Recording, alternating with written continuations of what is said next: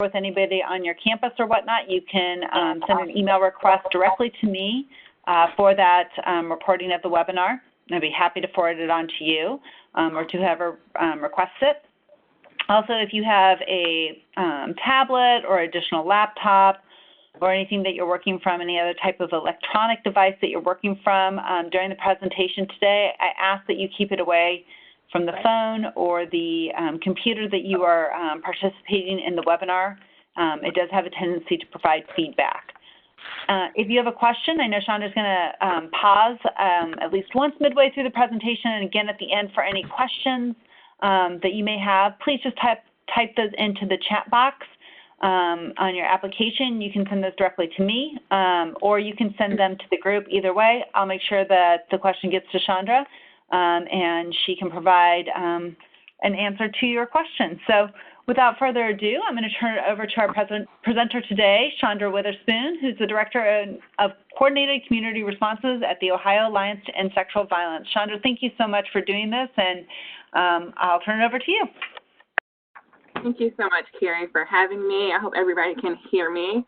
I'm super excited to be a part of, like Carrie said, the first part of a three-part webinar series. I won't be looking at the chat box, but Carrie, if there are any questions that come in, please feel free to pause me. I mostly enjoy being in front of people and having an engaging dialogue, so this is a little different for me, but I would love to answer questions as they come and not necessarily wait to the end. If you're anything like me, you might forget your questions towards the end or what you were specifically asking about, so please feel free to send questions as they come to you.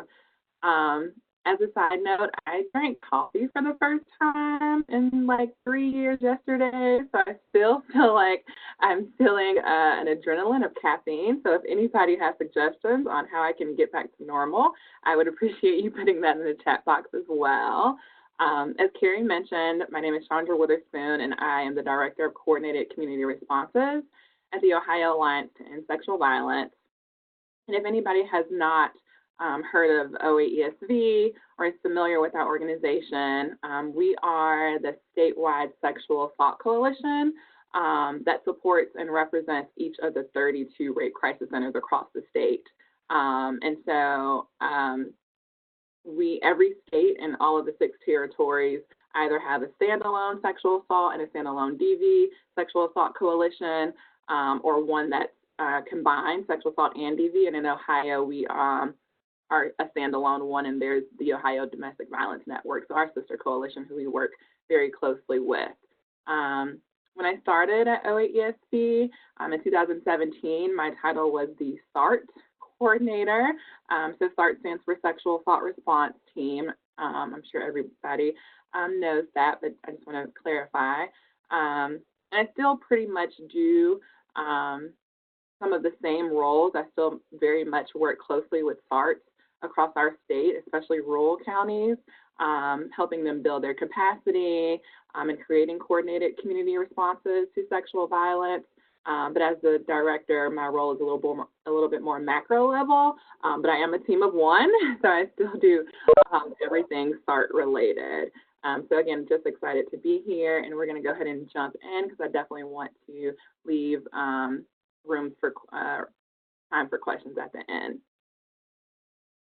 So what's a training without learning objectives, of course?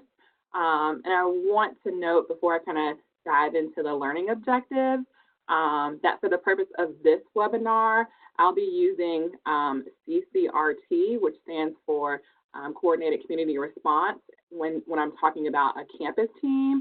So I'll either say CCRT or campus team to refer to an institution's coordinated multidisciplinary team. And I'll be using SART for short when I'm referencing the countywide multidisciplinary team. So I just wanted to clarify that before we start moving forward. And I'll try to use campus team versus CCRT so it won't be as confusing. But these terms are interchangeable. Campuses can have a CCRT, they can have a SART. The title really doesn't make a difference. I just wanted to be able to distinguish between, again, the SART, which I'll be saying is the countywide agency or multidisciplinary team, and the campus or CCRT team when I'm talking about institutions. But really, when you leave today, I would love if you just had some tools in your toolbox that you need when developing and implementing either joining the sexual assault response team in your county or your campus team.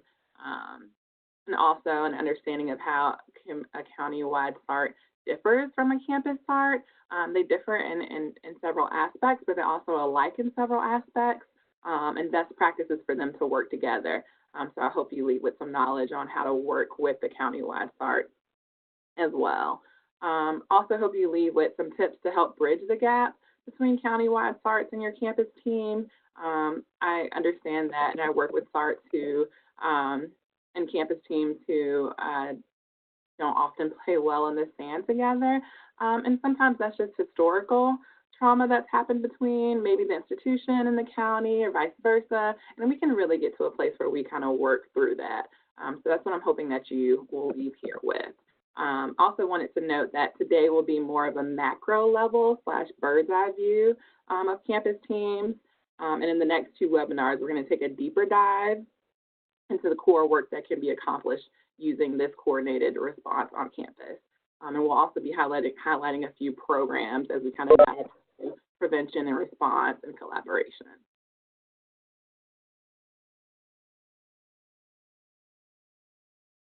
So, what is a coordinated community response team or campus team? So again, this is the term I'll be using when I'm talking about an institution. Really, a campus team is just a group of multidisciplinary professionals within and the institution that helps develop and carry out the institution's coordinated response to sexual violence and intimate partner violence. So really just a group of multidisciplinary professionals, and I would say both within and outside of the institution, so in the community, that help develop the institution's coordinated response to sexual violence. And that's what the campus team is at its core.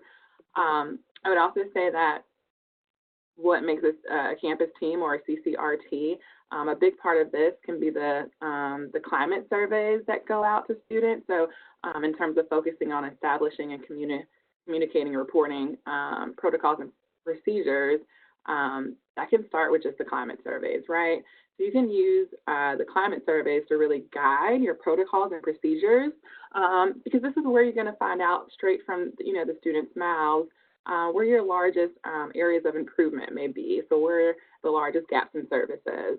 To be honest with you, it's really mind-boggling to me when we create, and when I say we, I mean OAESD and our rape crisis centers around the state as well, when we create policies without ever engaging or receiving input from the ones we are trying to serve, right? So I would say when you're establishing the policies and procedures for your campus, for your institution, the climate surveys is going to be stop number 1, and that's probably going to be the most important place where you'll be able to find some gaps in services that you might need to tie up with those policies and procedures. And again, we're all guilty of not engaging. At least I know I have been not engaging the community that I've been serving, but when you know better, you try to do better. So in terms of creating a relationship between the campus and community agencies, it's so funny. I do a lot of work with the military around the state. We don't have too many institutions, but we have some reserve units. And oftentimes I find that they are so siloed and they don't know really what's available in the community, right? Because they hardly ever come out into the community. And I like to say that campuses and military installations are extremely similar in that they are essentially their own community, but it's so important that we are connecting with the rest of the community and vice versa. The community is connecting with us. The community needs to be actively engaging their colleges and universities as well in order for us as a whole, like a holistic view, to truly build comprehensive, inclusive, coordinated responses. The county can't do it without acknowledging and hearing from and including institutions. And I would say institutions can't create a comprehensive, coordinated response without engaging the community as a whole as well. And for the last one, conducting employee trainings, Trainings are so crucial, right? We all know that turnover is inevitable, and it's important to ensure that everyone has the same knowledge and knows how to respond to incidents of sexual violence on campus. What we do know is that students will report to those who they feel close to, and that can be anybody and everybody on campus, from the person who works at the gym to a professor to somebody who works in the library, whoever that student connects with. So it's important that we're training all of our employees and training them annually because we know turnover is inevitable.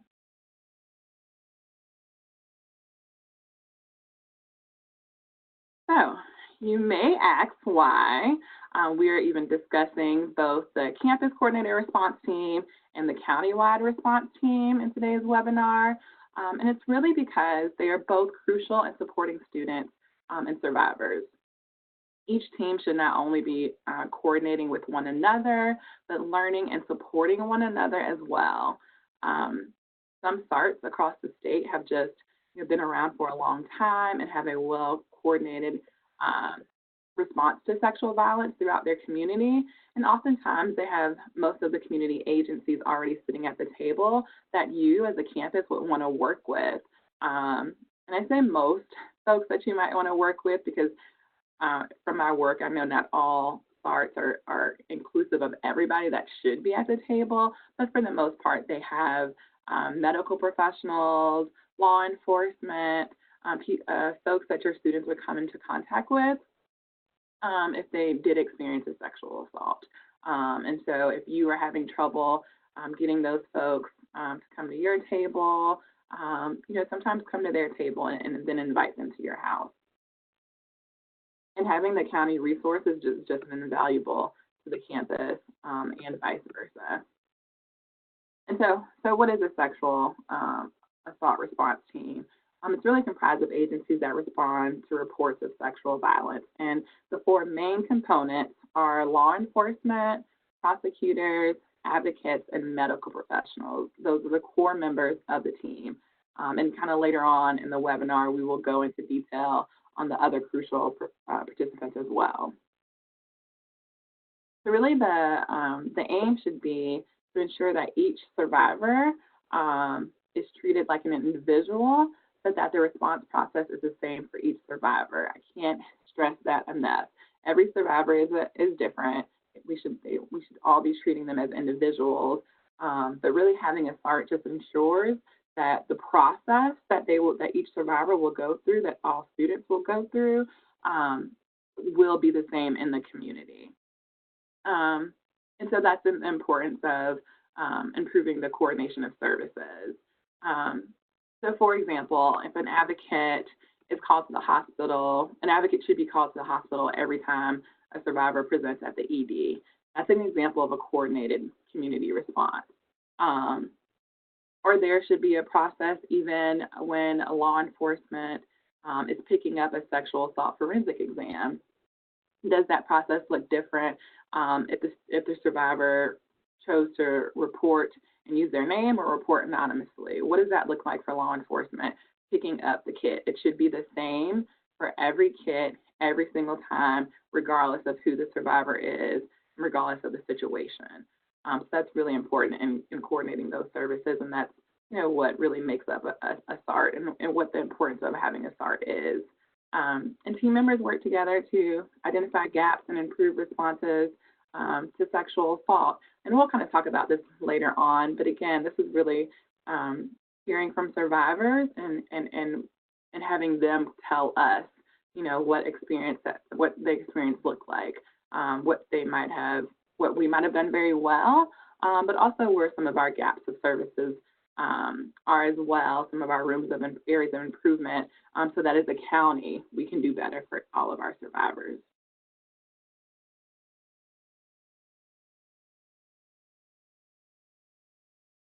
So I just listed some core principles of both teams. Again, there are a ton of similarities for both teams, but I would say for your campus team, number one is just awareness, right? What does violence look like in your community? Really, before you can create a coordinated, comprehensive response to violence, you need to know what is happening in your community, and not only what is happening in your community, but who is in your community. And so that's just, demographics, also the climate surveys that go out, really just being aware of who we're serving so that we can plan accordingly. The motivation is really a given, right? We all know that as we decrease violence, especially sexual violence, in our communities, that the overall health of our communities will improve. And although this is a given, this is a crucial part to remember. So this work and these teams being motivated to improve the overall health of our communities. So for skills, you honestly really need to know who the subject matter experts are and fill your gaps and seats at the table accordingly. We shouldn't have the same subject matter experts around the table. We shouldn't all have the same area of expertise. We should have different area of expertise. And the more skill set around the table, the more inclusive and trauma-informed your team will be. You have to have folks that look different than you, that sound different from you, that have different beliefs than you, so that when a survivor presents, they feel comfortable disclosing, and also they know that they will be honored as a person and individual as well. So really diversifying your team and your skill sets, and you can't have inclusion without diversity, so that starts first. So networking. So we will talk about the importance of collaboration a little bit more in detail later on, but what I really wanted to highlight in terms of the networking piece is the word non-traditional. And so it's so important that we recognize that that we're all missing survivors. Our rape crisis centers are missing survivors. Our legal team does direct services. They're missing survivors. They mostly work with campus survivors, and there are people that aren't coming through our doors. There are people that aren't calling our hotlines. There are people who are not accessing our services.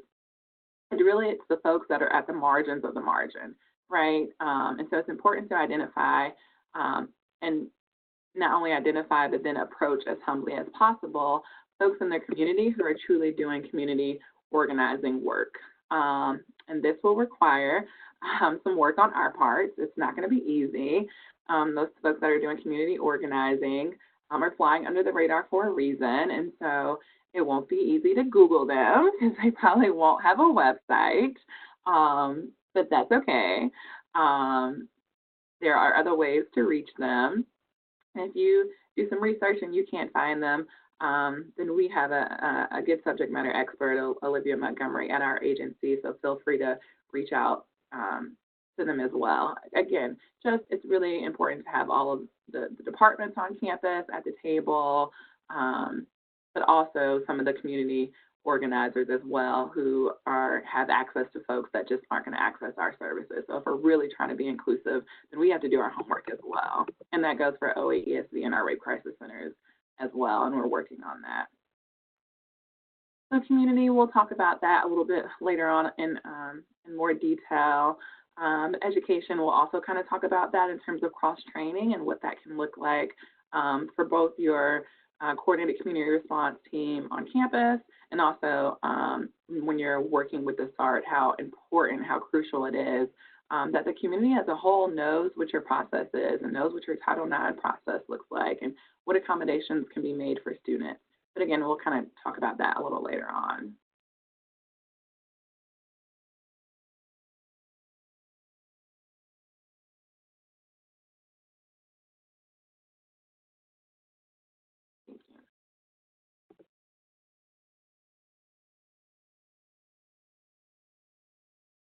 So it's really important to have both teams at the table working together.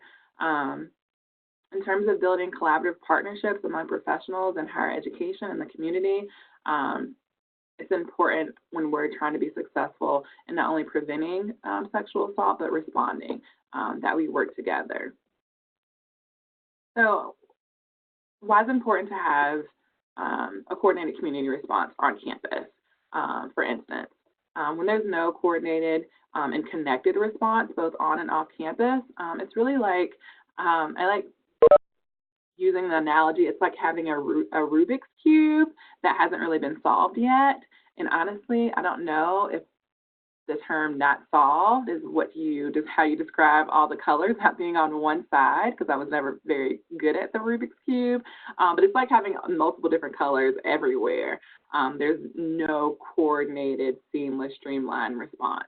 That if we don't come together and work together and create relationships and responses and do prevention together, then we're really just kind of on campus of departments are just offering services, some duplicated with no streamlined process.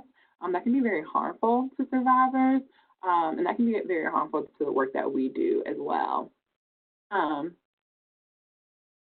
Imagine how confusing it would be to a survivor if we weren't all working together and if we didn't have a coordinated referral process. If somebody comes in Title IX and they need counseling, a process on what that looks like, versus somebody going to Title IX and then themselves having to look for counseling, which may or may not happen. What does our referral process look like? What does our coordination of services look like? These are all benefits of coming together and having a team, because we know when a survivor has easy access to services, they're more likely to report incidents of sexual violence. And we're also able, like I said before, by forming these teams, we're able to ensure that every survivor receives the same response process. Again, not the same response, since each survivor is different and unique, but at least the process is the same. And by coordinating a process, you really increase trauma-informed care, that we're providing services, which is at the utmost important. So again, it's important to create these working relationships among ourselves, so that we have an outline and detailed referral process, really better understanding of systems. So coming together and kind of cross-training with each other. I need to know what counseling does if I work in Title IX. I need to know what the Women's Center does. I need to know, law enforcement. I need to know all these things. If I'm at the table with the team, then we can kind of train each other. So it'll be easier when we make a warm referral to our students if we're knowledgeable about who's all at the table. Also, just provides an opportunity for creativity.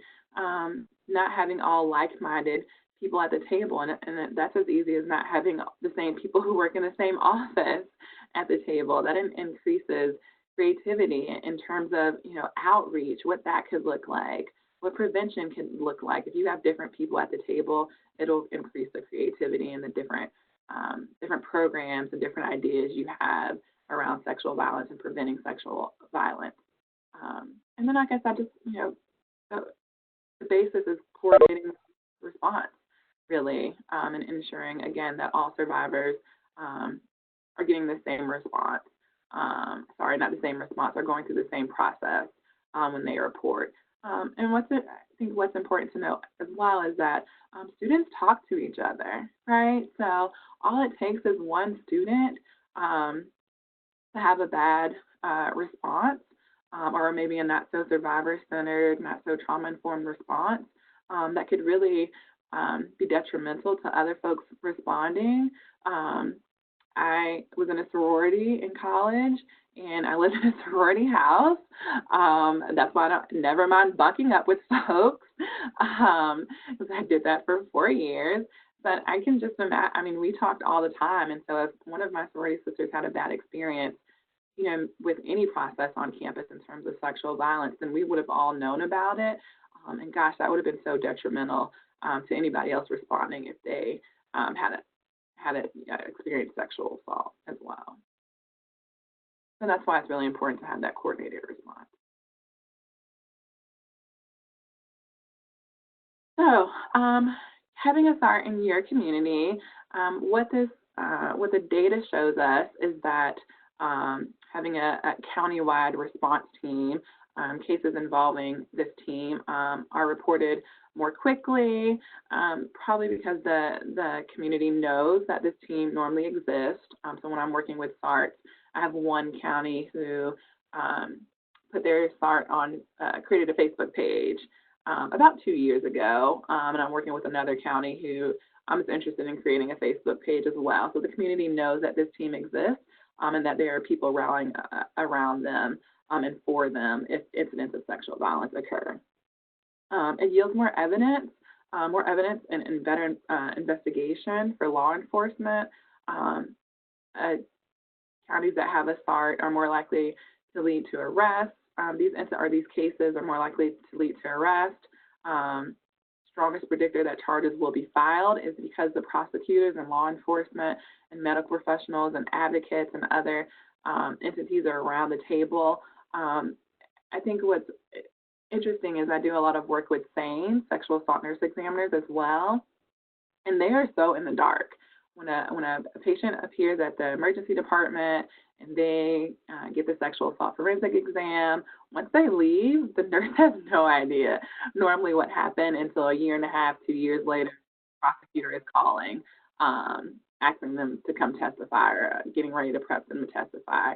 So it's so critical, and it's so enlightening when medical professionals are in the room with prosecutors and with law enforcement, and they're hearing what they need as evidence for them to kind of change the way they engage survivors, because prosecution normally comes from the testimony of SANEs, especially in cold cases.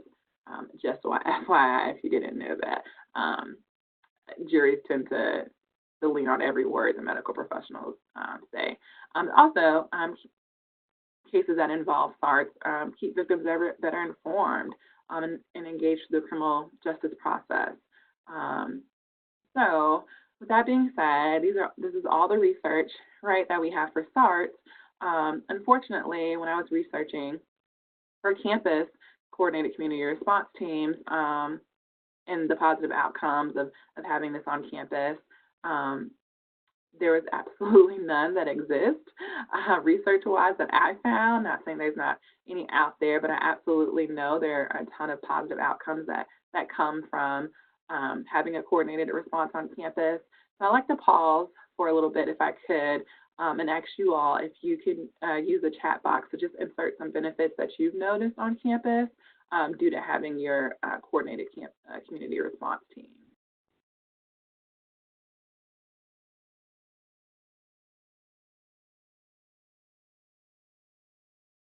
Selfishly, this also gives me a break to drink some water.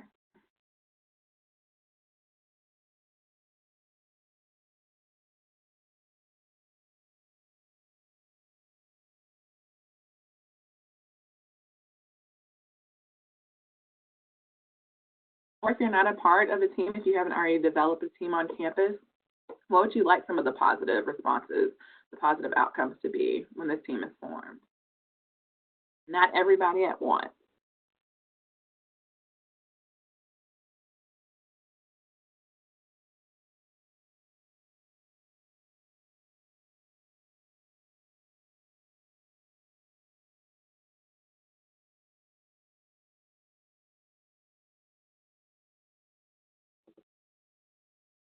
Yeah, I like that. It allows you to have I call it warmer, but yeah, softer handover for survivors and victims.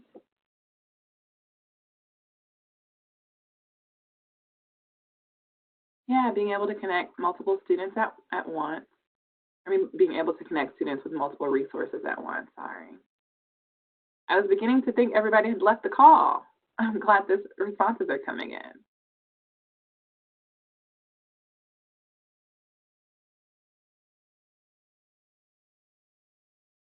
I think it's really important about the resources. I think especially community resources or just community resources on campus. If we stay so siloed and we only go to the building that we work in and we don't know what everybody else truly does, if we aren't able to articulate that, then we aren't able to connect our students with resources. So it's pretty awesome that you guys have come together to be able to do that. I think it's also important to note that it allows for a softer handoff for survivors and victims, right? Being at the table, getting to know people that you're at the table with, being able to trust folks that you're at the table with, really important. Being able to support people that you're at the table with, And how awesome is it to not Google with the survivor, but really say, I know so-and-so at the hospital, and they're going to take really good care of you. Would you like me to go with you?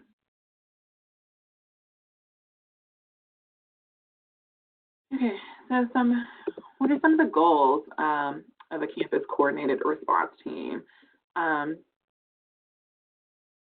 students sometimes, oftentimes, because we aren't probably doing the best job in K through 12 of educating our students, students need to know what constitutes sexual assault, right? To know that their behavior is wrong. And that really starts with education and outreach. And not only do they need to know what sexual violence and sexual assault is, I'm from Alabama, so we weren't taught anything in terms of education and prevention in our schools. It was abstinence or nothing. But not only do they need to know that it's wrong, but they definitely need to know in terms of education and what a campus coordinated response could do on campus or for students.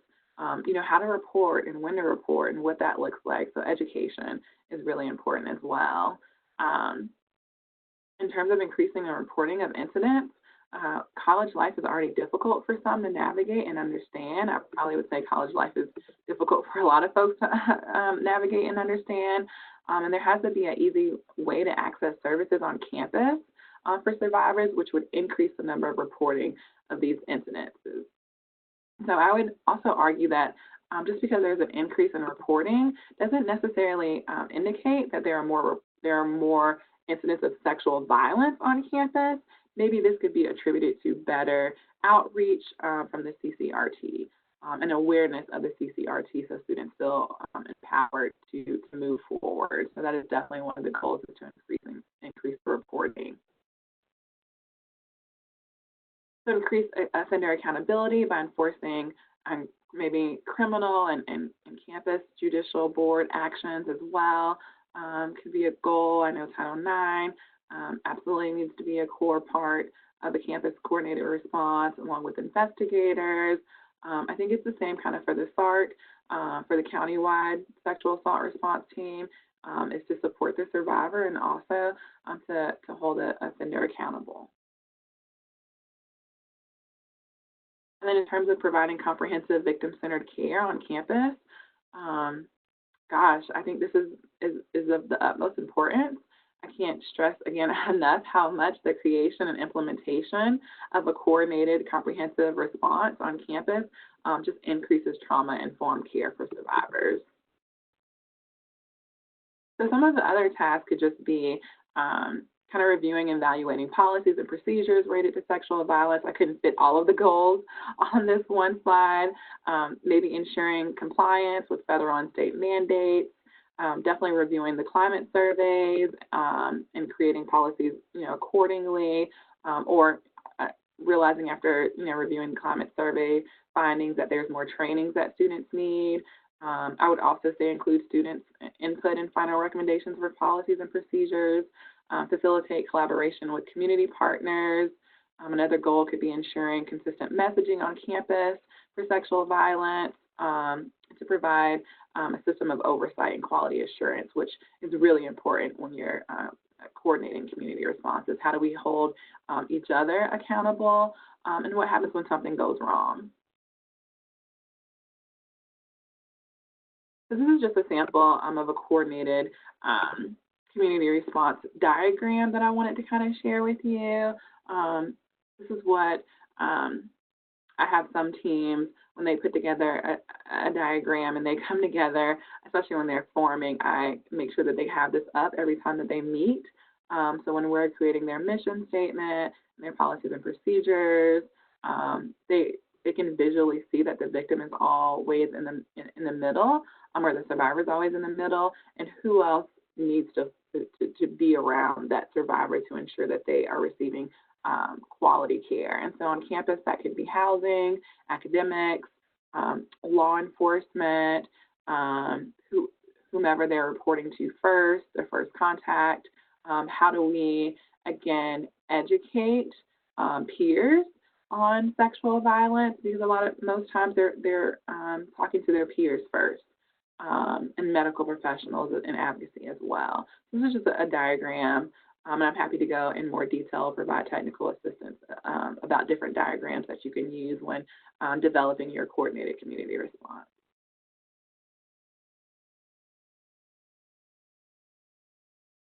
So these are just some goals, again,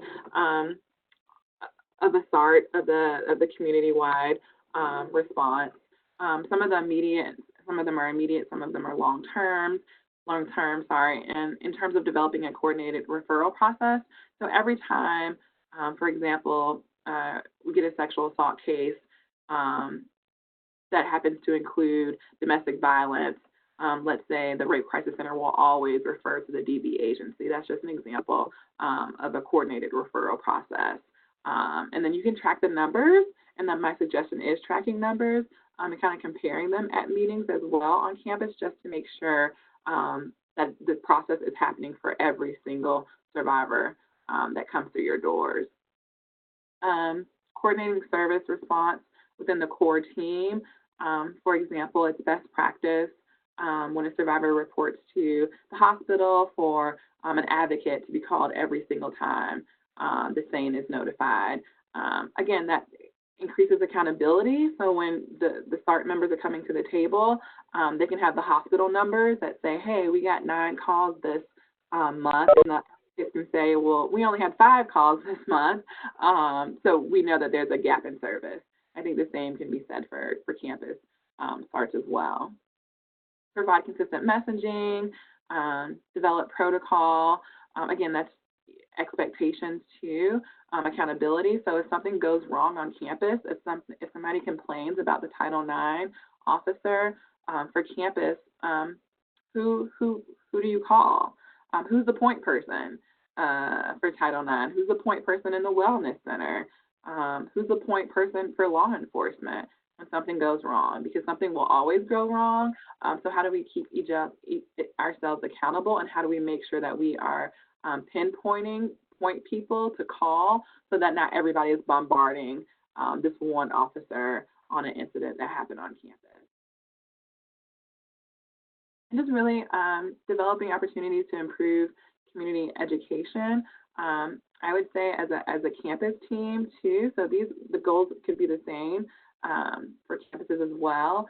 In terms of a campus, just identifying as a team where training needs to happen, and I would suggest training as a team as well, so people see that there's a coordinated community response, and it might just not be the advocates that are preventionists doing all the training, but they might see campus law enforcement, again, the wellness center, first office as well. I think it's important to train as a team so folks know the team exists on campus. And then perform quality improvement to address gaps in services.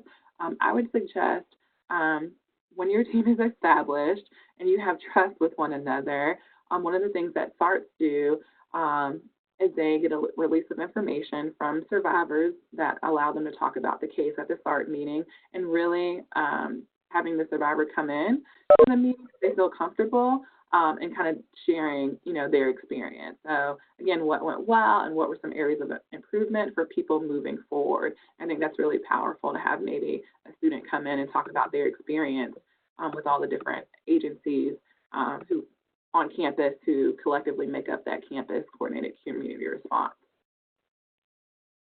So how do they differ? And I'm going to speed up just a little bit for the sake of time. Really, I feel like they're a lot of the same. I would say the biggest way SARTs and campus teams differ is that SARTs focus mostly on response, whereas campus teams focus on both, which is really critical and crucial when we're wanting to prevent sexual violence. I kind of talked about some of the main folks on the SART, but here's a list of some other folks that should be on the SART as well. And this is not an extensive list of who can be on your campus community response team as well. It will differ from from college to college, from university to university, from institution to institution, depending on your resources. But I would say the International Student Center and Office, Disability Services, maybe campus ministry, public relations and marketing. So when you're putting material out, I've said the Women's Center a million times, healthcare providers, judicial affairs, different student organizations. I think students are the key when we're talking about creating this campus response team. Again, I don't think you can create a response or a coordinated community effort without having the people that you're trying to serve on board. So, your Greek organization, your student advocates, your volunteers, government representatives, just ensuring that we have a good, diverse array of students, and we're being inclusive of all those students when they come to the table. And also community rape crisis centers and DV centers as well.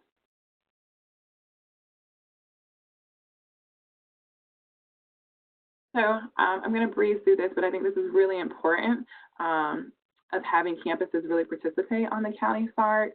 A lot of times the county SART has been established longer, can also serve as a great template if you're just not forming your campus team, because they've kind of already gone through those hurdles, and they can kind of help you figure out what the makeup should look like. Also, just great access to community members.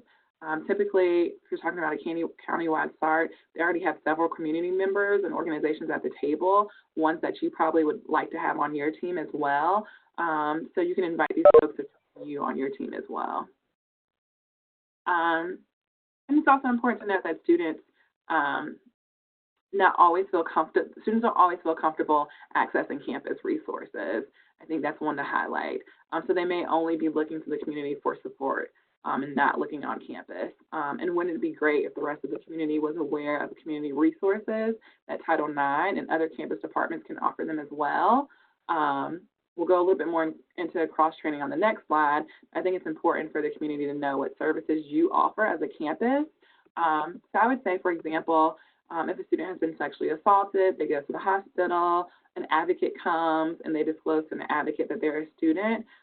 Wouldn't it be great if that advocate, that community base or advocate from a rape crisis center could inform them on some of the accommodations that can be made, the Title IX process. Let's say the student discloses that they don't want to go to history class anymore because the perpetrator's in their history class. The advocate might not remember everything that Title IX can do and your campus can do, but wouldn't it be nice if they at least knew the Title IX coordinator or coordinators and were able to, tell the advocate, there's accommodations that, may be able to be made if you talk to your Title IX coordinator, and that's Josh, and Josh is awesome. And I can give you Josh's number, but I can make that call with you if you want me to as well.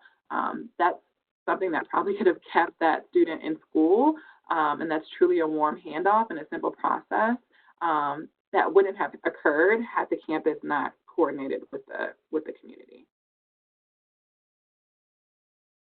And then just ways to identify gaps in services. And again, that's just surveys that a lot of SARTs already have that they can share with you, and I can share as well, and inviting the student and the survivors to participate in identifying those gaps.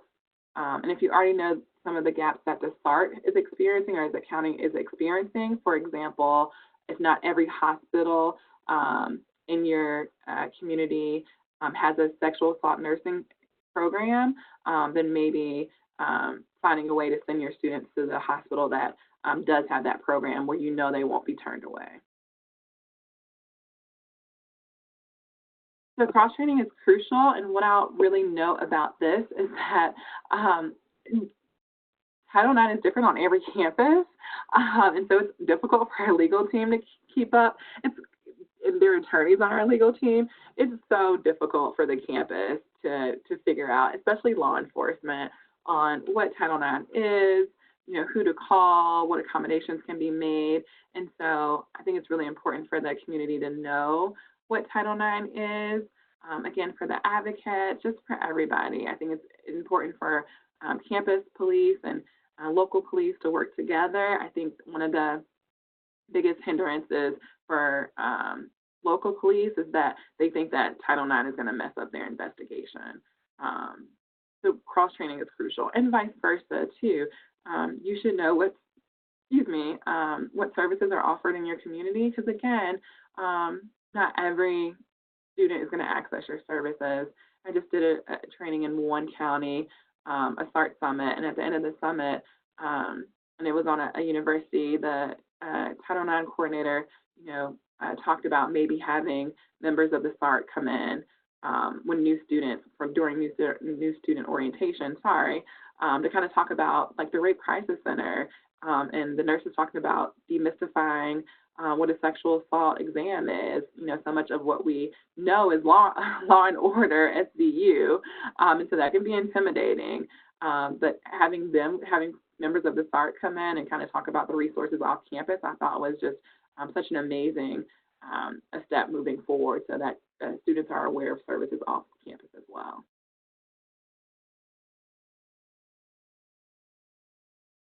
So very quickly, I would just be honest, working around the state in different counties where campuses and local SARTs kind of don't always play well in the sand is really just because the community sometimes thinks, and this goes both ways, right? The community thinks that because you work for the campus, even though you've started a coordinated community response, they sometimes assume that you're not trauma-informed and victim-centered and survivor-centered, and so they don't trust the campus. And I will say the same goes for the campus. I've worked with campuses who don't trust the community because their students have had bad experiences. So it can feel like it's not so welcoming, but there are definitely ways to work around that. And I have so much working knowledge of SARTs that I'd be happy to help you. But what can you do? You can reach out to your local crisis center, Rape Crisis Center, or prosecutor's office to, one, inquire about if there is a SART in your county. Normally, typically, the Rape Crisis Center will lead that charge, or the prosecutor's office, their victim witness advocates will lead that charge. Very seldomly, the sexual assault nurse examiners in the county will be leading that charge. Invite SART members to your campus, right? Sometimes they hardly ever get that invitation, and I guarantee you they probably will love to come on campus. Everybody loves a tour of campus. I haven't been in college in forever, so every time I'm on a college campus, I always want a tour, so people probably would love that. And pinpoint how you can assist them in doing their work. I always say that people come to the table to get something as well. Everybody wants to leave the table with something, and so really what in thinking about when you're inviting people to the table, I think the lens is to think about how will they benefit, and that's horrible to say, but I think I found it to be so true. When I'm trying to get law enforcement, when I'm trying to get prosecutors to the table, I have to show the data that says, hey, if you have a coordinated community response in your county, it will increase your arrest record, your rates. It will increase your investigation efforts. It will lead to better prosecution rates. I always have to figure out what people are needing before I even approach them. Again, I can assist with that as well. And sometimes if you don't necessarily want to jump on the SART, or they're not, wanting to jump on the campus response team, maybe just starting out with a MOU with your campus partners. So, local law enforcement especially, that'll probably be the first MOU, and the Rape Crisis Center, the Rape Crisis Center and law enforcement are probably the two first community agencies that I would definitely reach out to if you haven't already. Offer to do trainings for them on Title IX. Again, regular folks don't understand it, and so people fear what they don't know. So they would love to receive training. I think it's also awesome to host listening sessions with students and invite the SART members just so they hear some of the gaps in their community response as well, because the campus is very much a part of the community. And attend agency activities as a team.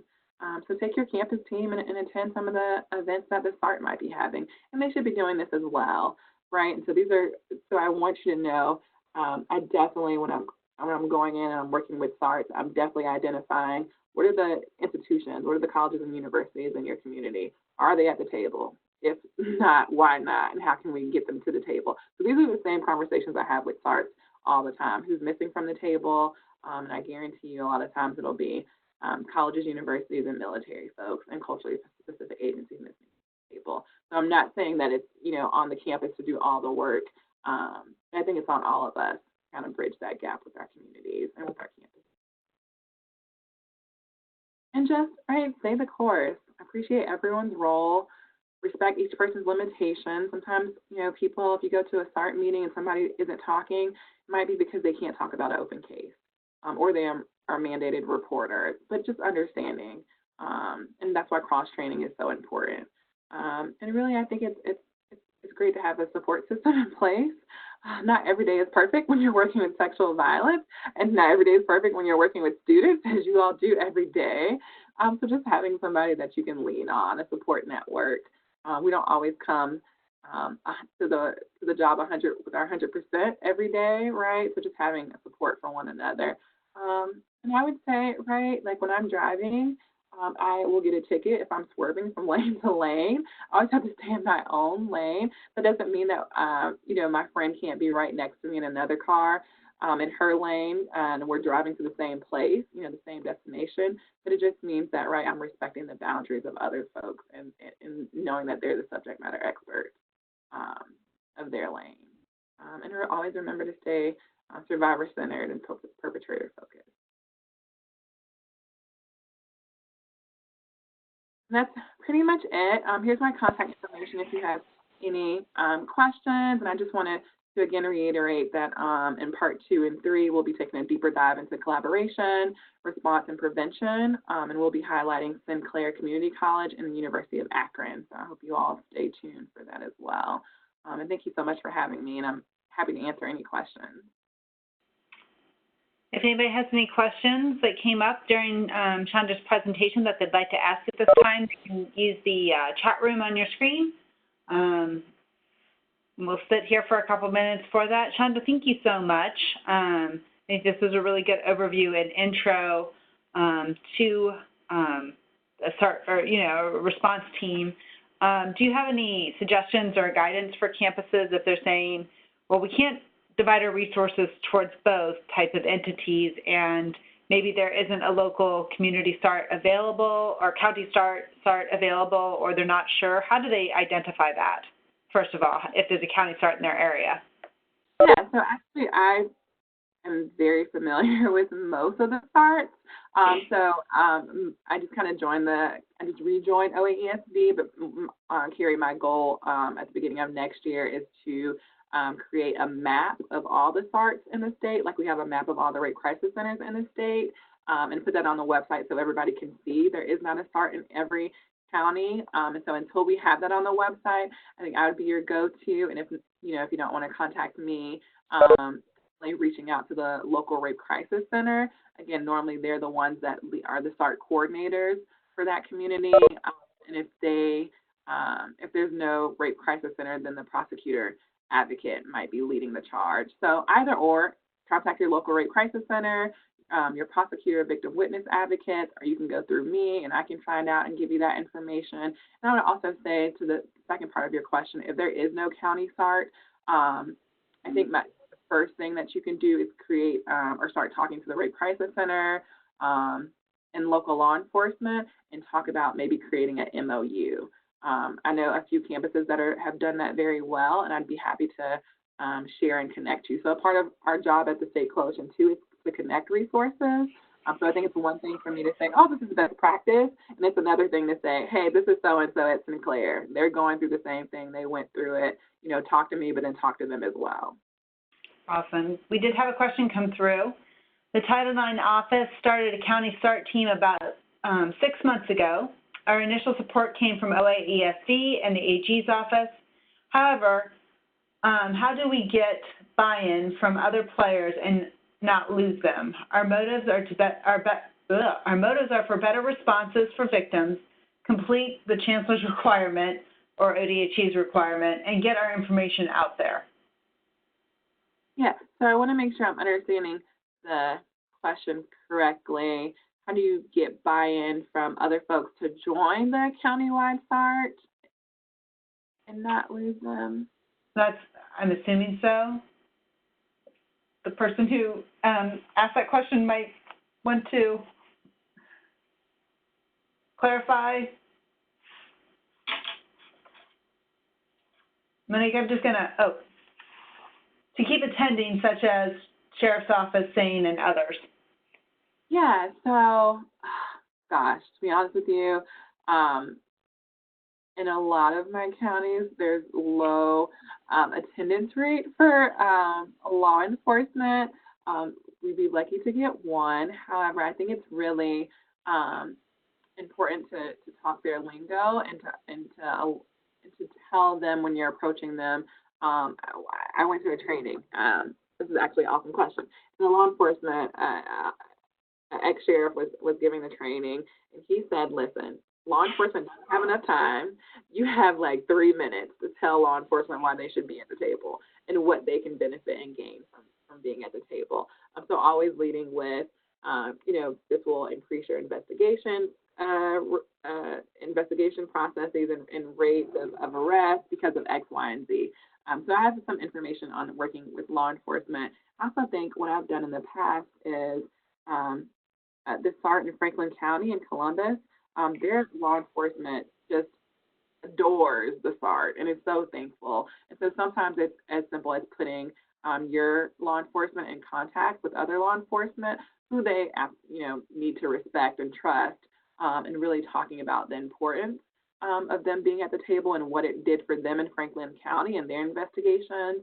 Then the last thing I would just say is that the AG's office has a whole training team, and they talk about SART and case file review, and that's really what law enforcement and prosecutors normally want to hear is case file review. That's really tricky to do, especially if you don't trust each other just yet.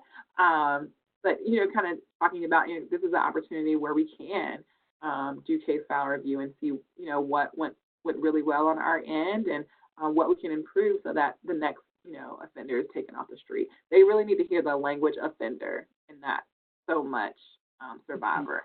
And that's not inclusive of everybody, but that, in my experience, that's what kind of gets them. Great. So Monique, I'd be happy to talk with you offline as well a little bit more, because I don't know what slides you were talking about, but I definitely want to give you more information.